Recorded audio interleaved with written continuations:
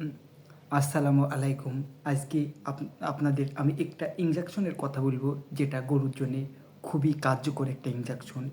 কৃমির ওষুধ খাওয়ানোর পরে বা কৃমির ইনজেকশন দেওয়ার পরে এই ইনজেকশনটা না দিলে গরু শুকিয়ে যায় এবং স্বাস্থ্য ঘাটতি দেখা যায়। এই ইনজেকশনটা দিলে গরুর ক্ষুধা বৃদ্ধি পাবে এবং গরুর প্রজনন ক্ষমতা বৃদ্ধি পাবে এবং গরু মোটাতাজাকরণ করতে ইনজেকশনটি অত্যন্ত সহযোগিতা করে। এই ইনজেকশনটা মূলত বিউটাফসফেন ও সায়ানোকোবালামিনের সমন্বয়ে গঠিত। এটা ভিটামিন বি12 অভাব পূরণ করবে, সমতা বৃদ্ধিতে এটা সহায়তা করবে। তাই এই ইনজেকশনটার গুরুত্ব অনেক। এটা একমিক গ্রুপের এ সলভেট। এটা একমিক গ্রুপের এ সলভেট ইনজেকশন, যেটা যেটা কৃমির ওষুধ এর পরে দিলে গরু চিকন হয় না, শুকায় না, গরু মোটাতাজাকরণ করতে অত্যন্ত সহায়তা করে।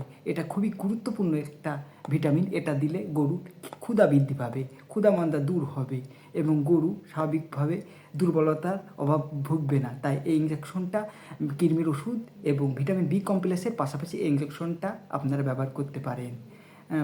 এই ইঞ্জেকশনটার বোতলটা হলো, আপনার বিভিন্ন বোতলে পাওয়া যায়, 100 ml এবং 30 ml এইটা পাওয়া যায়। আপনারা দোকান থেকে এই ইঞ্জেকশনটা কিনে আপনি ব্যবহার করতে পারেন। ভিটামিন এ সলভেট খুবই গুরুত্বপূর্ণ একটা ইঞ্জেকশন। গরু মোটাতাজাকরণের ক্ষেত্রে এটা ব্যবহার হয় কৃমির ওষুধের সাথে সহযোগিতা হিসাবে। আপনারা প্রথম দিন দিতে পারেন, 7 দিন পরে ব্যবহার করতে পারেন, আবার 21 দিন পরে দিতে পারেন। 3 বার, মাসে 3বারও মাসে দেওয়ার নিয়ম, প্রথমবার এবং তারপর 7 দিন পরে এবং 21 দিনের দিন আবার দিতে হয়।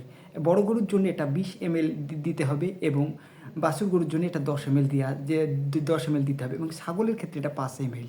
এটা ছাগল মোটাতাজাকরণ, ক্ষুধা বৃদ্ধি এবং প্রজনন ক্ষমতা বৃদ্ধি এবং গরুর গঠন বৃদ্ধিতে এটা সাহায্য করে। তাই ভিটামিন এ সলভেট খুবই উপযোগী একটা ইনজেকশন।